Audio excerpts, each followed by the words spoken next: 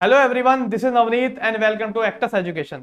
आज है 12 सितंबर और 12 सितंबर से बनने वाले जितने भी इंपॉर्टेंट क्वेश्चन हैं हम उनको आज डिस्कस करेंगे। उम्मीद करता हूं कि आपकी स्टडी अच्छी चल रही होगी और दिन प्रतिदिन आप उसको और बेहतर कर पा रहे होंगे। इस सेशन को ज़्यादा से ज़्यादा लाइक और सब्सक्राइब कीजिएगा फ्रेंड्स, और वीडियो को लास्ट तक देखिएगा। तो चलते हैं हम आज के पहले क्वेश्चन पे। तो ये रहा हमारा आज का पहला क्वेश्चन। एससीओ समिट में मोदी, जिनपिंग और पुतिन आमने सामने होंगे, यह किस शहर में आपका आयोजित होगा। ठीक है फ्रेंड्स, तो आप ये फोटो देख पा रहे हैं, तो ये है आपका एससीओ समिट। तो एससीओ समिट के बारे में मैं आपको बता दूं, इसकी जो पहले स्थापना हुई थी वो हुई थी आपकी 1996 में, और उस समय इसको जाना जाता था आपका संघाई 5 के नाम से। उस समय इसमें केवल 5 देश थे, और ये जो बना था, जो संगठन बना था, ये बना था आपके चीन के नेतृत्व में, और इसका मुख्यालय भी जो है वो आपका जो बीजिंग में है, जो कि चीन में स्थित है शहर। ठीक है फ्रेंड्स, उसके बाद में आपका उज्बेकिस्तान ने इसमें एंट्री मारी, जो आपके एंट्री मारी थी आपके 2001 में, जो उज्बेकिस्तान ने इसमें संगठन में एंट्री मारी। उसके बाद इसका जो नाम बदल के रखा गया, संघाई कॉर्पोरेशन ऑर्गेनाइजेशन इसका नाम हो गया। ठीक है फ्रेंड्स, ये चलता रहा। फिर रूस के कहने पर भारत ने जो है इसके अंदर एंट्री मारी। जो एंट्री इसकी जो लगी थी वो अस्थाना जो है, वो संगठन जो है अस्थाना जो प्रस्ताव था उसमें हुई थी, और भारत की एंट्री जो हुई थी इसमें आपके 2017 में हुई थी। भारत के साथ साथ इसमें जो है वो पाकिस्तान की एंट्री भी इस ऑर्गेनाइजेशन में हुई थी। ठीक है फ्रेंड्स, तो इस समय जो करंट में जो इसमें देश हैं वो आपके 9 देश इसके अंदर शामिल हैं। ठीक है फ्रेंड्स, तो अब ये यही चीज पूछना चाह रहा है कि आपका ये जो संगठन है जो है आमने सामने, ये किस शहर में अब ये होने वाला है। ठीक है फ्रेंड्स, जो आमने सामने होंगे, तो अब इसके बारे में जान लेते हैं और थोड़ी सी बातों को। चलते हैं अपने इसके तथ्य की ओर, देख लेते हैं। यह यूरेशिया राजनीतिक, आर्थिक और सैन्य संगठन है जिसका लक्ष्य इस क्षेत्र में शांति, सुरक्षा और स्थिरता को बनाए रखना है। मतलब अब ये जो 9 देश हैं, ये अब जो है अपने आपस में, जिसमें इनमें शांति स्थिरता जो है बनी रहे, इस चीज को लेकर ये आगे वर्क कर रहे हैं।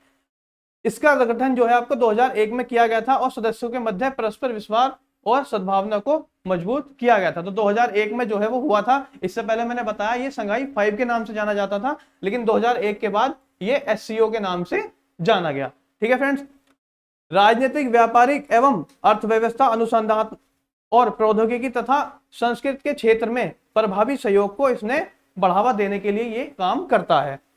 शिक्षा, ऊर्जा, परिवहन, पर्यटन, पर्यावरण संरक्षण इत्यादि क्षेत्र में संबंधों को भी ये आपका बढ़ावा देने के लिए आगे अपना दिन प्रतिदिन जो काम करता रहता है। वर्तमान में इसके सदस्य देशों में कौन कौन है देख लेते हैं। कजाकिस्तान, चीन, किर्गिस्तान, रूस, Tajikistan, Uzbekistan, Bharat, Pakistan, Iran जो है इसमें आपके शामिल है। ठीक है, और एक पॉइंट और देख लेते हैं। एससीओ एक स्थायी अंतर सरकारी अंतरराष्ट्रीय जो है वो एक संगठन है।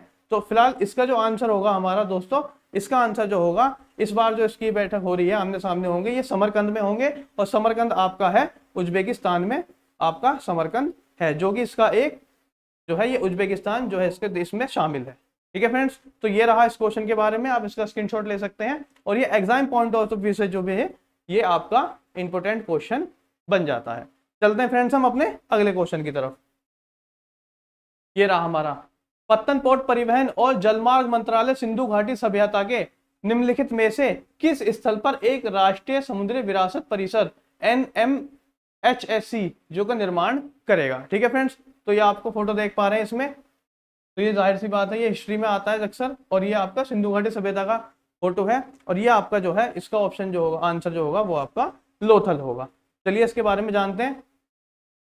पत्तन पोर्ट परिवहन और जलमार्ग मंत्रालय गुजरात के लोथल में सिंधु घाटी सभ्यता के स्थल पर एक राष्ट्रीय समुद्री विरासत परिसर का जो है वो निर्माण करेगा। कहां पे करेगा फ्रेंड्स, आपका ये लोथल में करेगा। भारत में इस तरह का ये पहला केंद्र भारत की समृद्धि और विविध समुद्री विरासत को जो है वो प्रदर्शित करेगा। किस चीज को प्रदर्शित करेगा ये, भारत की जो है आपकी समृद्ध और विविध समुद्री विरासत को ये प्रदर्शित करेगा।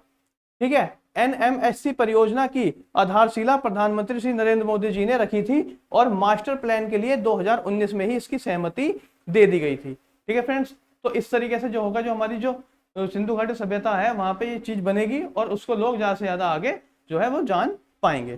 चलते हैं हम अपने अगले क्वेश्चन की तरफ। 17 सितंबर सेवा दिवस से 2 अक्टूबर 2022 स्वच्छता दिवस तक स्वच्छता संबंधित कार्यों को प्रेरित करने वाली गतिविधियों के लिए स्वच्छ अमृत महोत्सव शुरू करने की घोषणा जो है आपके वो किसने कर दी है? तो ये आप फोटो में देख पा रहे होंगे फ्रेंड्स, ठीक है।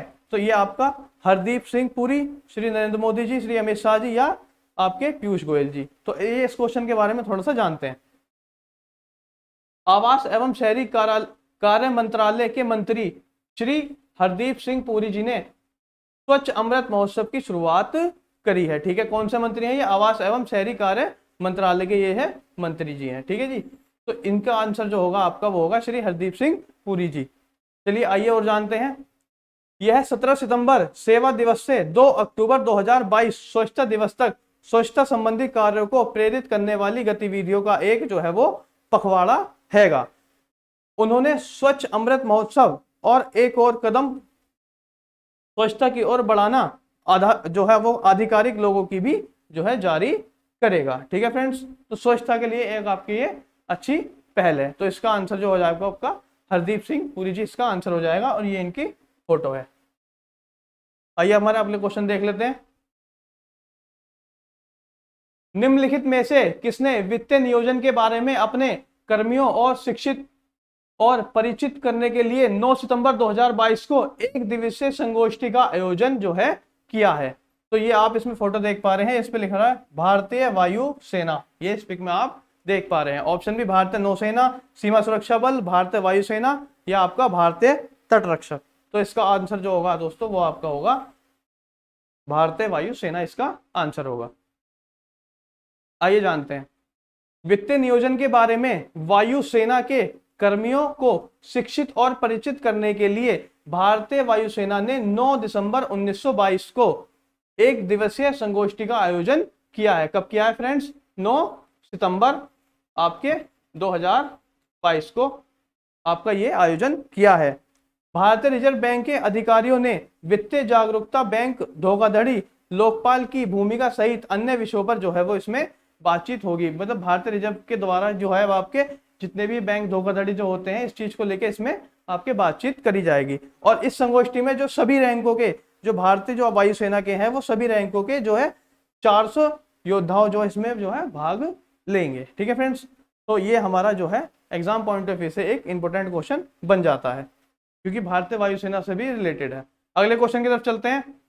हाल ही में किस राज्य में मिलिट्री स्टेशन का नाम देश के पहले सीडीएस श्री विपिन रावत जी के नाम पर जो है रखा गया है? फ्रेंड्स ये क्वेश्चन आपका मोस्ट इंपोर्टेंट क्वेश्चन आपका हैगा, ठीक है फ्रेंड्स। तो ये आप देख पा रहे हैं, ये हमारे जो है भारत के पहले तीनों सेनाओं के प्रमुख जो आपके सीडीएस श्री विपिन रावत जी थे, जिनका जो है एक हेलीकॉप्टर दुर्घटना में हादसे में एक जो है इनके जो मृत्यु हो गई। तो अब ये कहां पे हो रहा है फ्रेंड?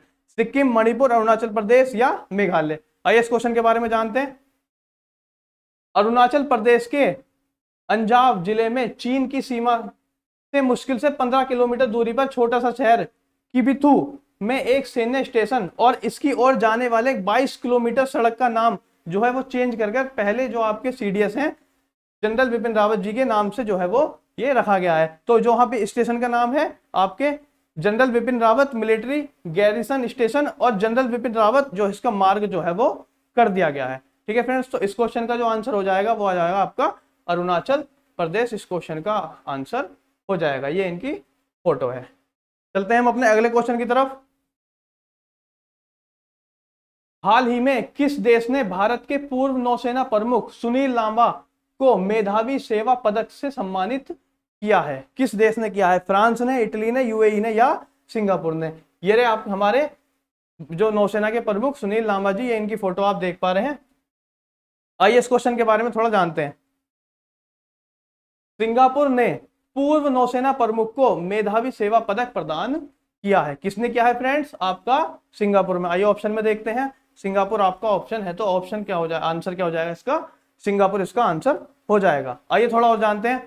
भारत के पूर्व नौसेना प्रमुख एडमिरल सुनील लांबा जी को सिंगापुर के प्रतिष्ठित सैन्य पुरस्कार जिसका नाम है आपका मेधावी सेवा पदक से सम्मानित किया गया है।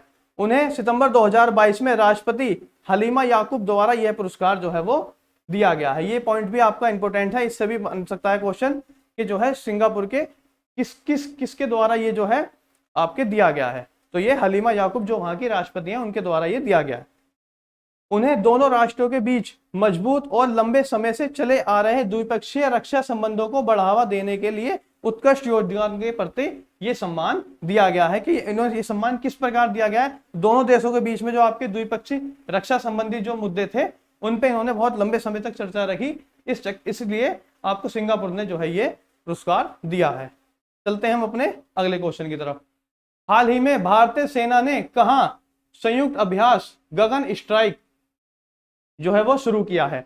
ऑप्शन पंजाब, राजस्थान, हरियाणा और इनमें से कोई नहीं। ये आप देख पा रहे होंगे फोटो के अंदर, नीचे जो है वो थल सेना है, ऊपर जो है वो वायुसेना का एक लड़ाकू हेलीकॉप्टर है। आइए इस क्वेश्चन से रिलेटेड कुछ चीजों को जानते हैं। चंडीगढ़ में 9 सितंबर सेना की खड़गा कोर और वायुसेना ने पंजाब में संयुक्त अभ्यास गगन स्ट्राइक जो है वो आपका शुरू किया है। कहां पे किया है? आपका पंजाब में। आइए देखते हैं, पंजाब ऑप्शन में है, बिल्कुल पंजाब आपका ऑप्शन में हैगा, तो ये क्या होगा इसका आंसर। अगला पॉइंट देख लेते हैं। अभ्यास में शामिल थल सैनिकों के समर्थन के लिए हमलावर हेलीकॉप्टरों को तैनात किया गया है। मतलब कोई युद्ध होता है तो जो थल सेना जो थल पर जो जाती है युद्ध करने के लिए, उन पे कोई और आक्रमण ना कर पाए, इसलिए हमारा हेलीकॉप्टर जो है उसके ऊपर से तैनात रहेगा ताकि वो दूर के दुश्मनों को दूर ही जो है अपना मिटा सके। अभ्यास में जमीनी बलों के यांत्रिक कॉलम के साथ में समन्वय करते हुए हेलीकॉप्टर के सटीक हमले का भी जो प्रदर्शन किया गया है, जिस तरह मैंने आपको बताया है कि हमारी थल सेना पर कोई हमला ना कर सके, उसके लिए आपके पहली हेलीकॉप्टर ऊपर तैनात है। चलते हैं हम अपने अगले क्वेश्चन की तरफ। हाल ही में बीबी लाल जी का निधन हो गया है, वे आपके कौन थे? गायक थे, पुरातात्विक थे, पत्रकार थे या इनमें से कोई नहीं? ठीक है, ये आप फोटो देख पा रहे हैं, ये श्री बीबी लाल जी आपके हैं। चलिए इसके एक्सप्लेनेशन को जान लेते हैं।